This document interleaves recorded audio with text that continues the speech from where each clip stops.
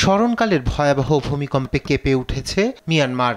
স্থানীয় সময় শুক্রবার দুপুরে দেশটিতে অনুভূত হয় ৭.৭ মাত্রার ভূমিকম্প। যুক্তরাষ্ট্রের ভূতাত্ত্বিক জরিপ সংস্থা ইউএসজিএস জানিয়েছে, ভূমিকম্পের কেন্দ্রস্থল ছিল দেশটির উত্তর পশ্চিমাঞ্চলীয় সাগাইং শহর থেকে ১৬ কিলোমিটার দূরে। মিয়ানমার জুড়ে শক্তিশালী ভূমিকম্পে সময়ের সাথে পাল্লা দিয়ে সামনে আসছে ক্ষয়ক্ষতি ও হতাহতের চিত্র।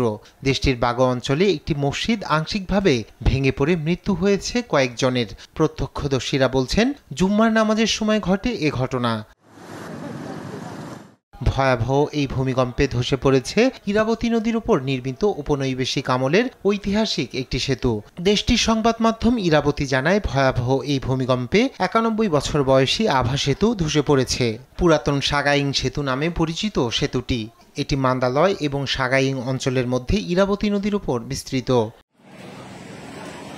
এছাড়া মিয়ানমারের প্রাচীন রাজকীয় রাজধানী ও দেশটির বৌদ্ধ কেন্দ্রস্থল মান্দালয়েও ব্যাপক ক্ষয়ক্ষতির খবর পাওয়া গেছে। সোশ্যাল মিডিয়ায় পোস্টগুলোতে শহরের বিভিন্ন রাস্তায় ধসে পড়া ভবন এবং ধ্বংসাবশেষ ছড়িয়ে পড়তে দেখা যায়। রায়হান কবির শুভ্র, নিউজ ডেস্ক, দেশ টিভি।